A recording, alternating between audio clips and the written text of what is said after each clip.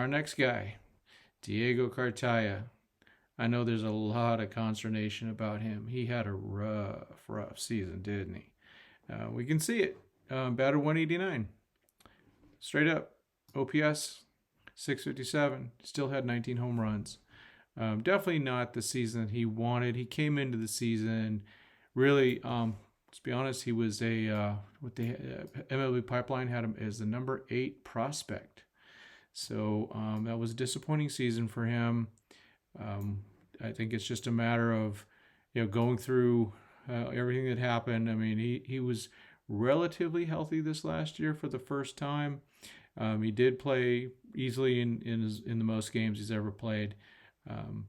But a very disappointing season for Diego. In fact, he's actually been passed over even in the catchers, but as an overall prospect with the Dodgers. And we'll cover that player today also. I do have a clip that I'm going to show you from Doug McCain from Dodgers Nation. This is used with permission from Dodgers Nation, specifically Doug.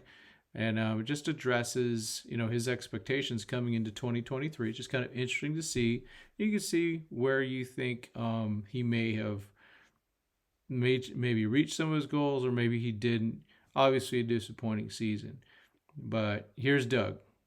Talk a little bit about this 2023 season that you have this year and kind of the improvements that you're focusing on. When you talk about defensively as a catcher, is there anything that you're focusing more on this season that the coaches have been kind of working on?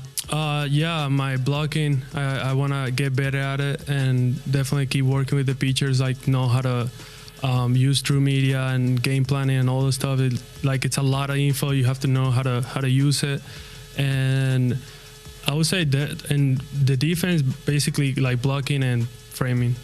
Yeah, and what's the biggest challenge going from low A to high A and just kind of going up through the ranks as a catcher defensively? What has been the biggest challenge? I think it's easier. I don't know why, because I feel like guys in high A, they throw hard, but they throw everything closer to the strike zone. You know what I mean? When you play in lower levels, pitchers are more wild. So I just think it gets easier in that side, but calling games and all that gets a little bit harder. Oh, because you got more guys in the lineup that can do damage. I'll wait till you see Kershaw's command one day. You're gonna love it. Oh, but yeah, no, you talk about so making those improvements behind the plate, and how about offensively? We know you have that prodigious power, that swing. You hit the ball hard, you lift the ball. What are you focusing on at the plate this season? I want to have quality at bats. I want to strike out less. Just put the ball in play, I don't have numbers in mind. I just want to go there and have a good at bat every time I go to the plate.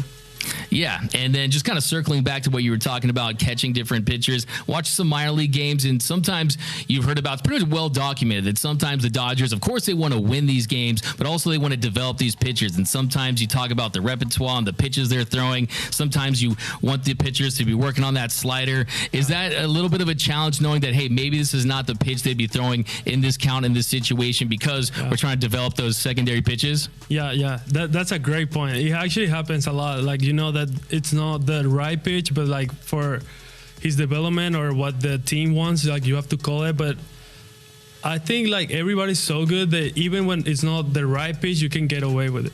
Yeah, exactly, right. I mean, they have filthy stuff, right? Yeah, they can get out and get swing and miss with any pitch.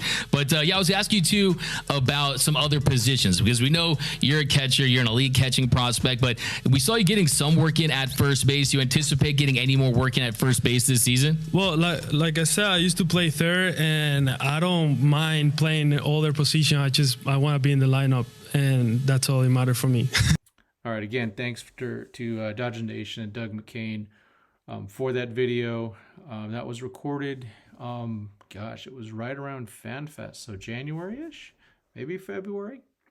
So that's what's going on with Diego, or what was going on. It'll be interesting to see. We'll see him in spring training again.